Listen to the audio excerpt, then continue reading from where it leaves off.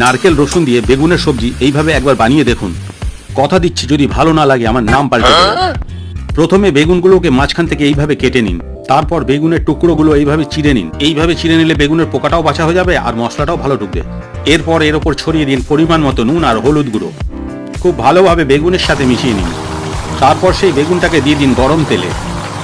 বেগুনটা একটু ভাজা ভাজা হয়ে গেলে এর মধ্যে দিয়ে দিন রসুন আর নারকেল বাটা।